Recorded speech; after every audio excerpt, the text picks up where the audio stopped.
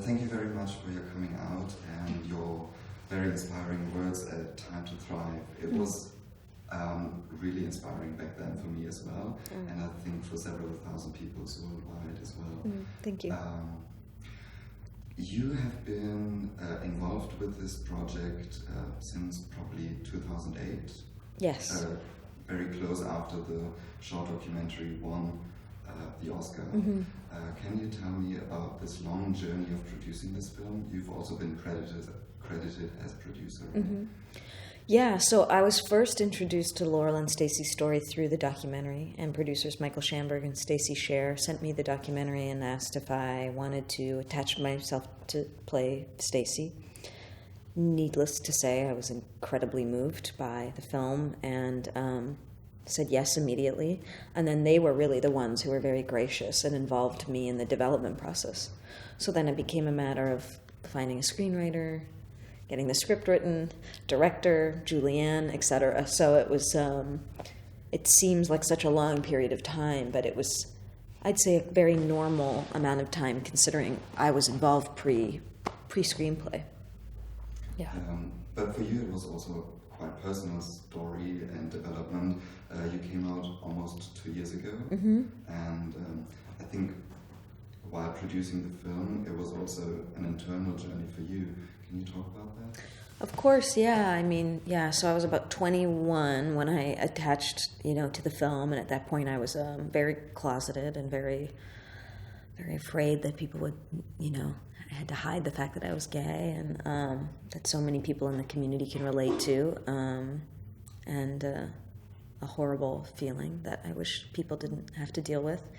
And, lots of things were going on in my life, needless to say, but one of, a huge part of it was the journey of telling the story and being inspired by people like Laurel and Stacey who did something so extraordinary in a time of unimaginable difficulty. And it's people like them that inspire you to not only do the right thing for the community, but the right thing for yourself. What did you learn from their story personally? Well, I mean, I think there were things I related to. I related to Laurel feeling like she had to hide who she was and hide her relationship. I related to how that affected Stacey and how that just creates toxicity in yourself and in your love for one another. And I admired so much that Laurel stood up, and Laurel not only came out but fought for equality and fought for my equality, and that inspires you to want to stand up and be a visible person and to have a voice. If you weren't an actress and in the spotlight, would you rather stay down low, or would you be an activist? Would you fight for your rights as a lesbian? And would you even start or want to be in a grassroots revolution like Stonewall? Have you ever thought about any of that? Of course, yeah. Or I've been making a show with Vice where I've been traveling around the world and meeting a lot of incredibly brave activists, who risk their lives. One would like to think you'd be that person. I'd like to sit here and say, yes, I would throw a brick at, or, more civil disobedience or, the variety of things. But, yeah, of course, I feel like that's a part of who I am that feels very organic and, natural, not only to fight for human rights in general, but I wasn't at Stonewall. I wasn't alive yet, so I can't answer that too clearly. Yeah.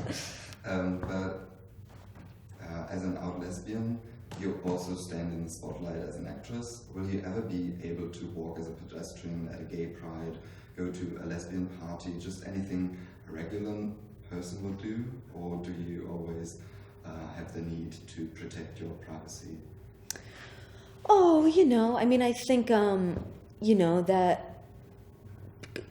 that going from being an anonymous person to not, that gets reflected in every aspect of your life. So, after the marriage equality ruling, I went to Pride in New York, and I'm not really a huge go-to-bars person in general, so that's not really my scene personally. But, of course, when I go to those things, I get recognized or have interactions, but typically they're lovely and positive and wonderful, and that's just a part of my experience as a person, because I happen to be a person that, has been in a couple movies, Stacy says in the movie that she has a small dream, a house, a partnership, a dog.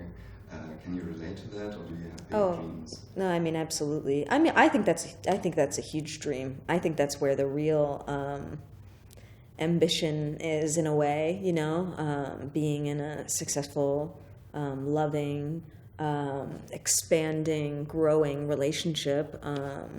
And to me, that's where I feel the most fulfillment in love.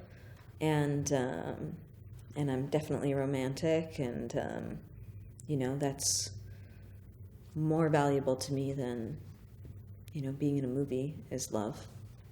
Well, good luck with your partner. Yeah. I read about that. Mm-hmm. Good luck with the movie. Thank you. In the future.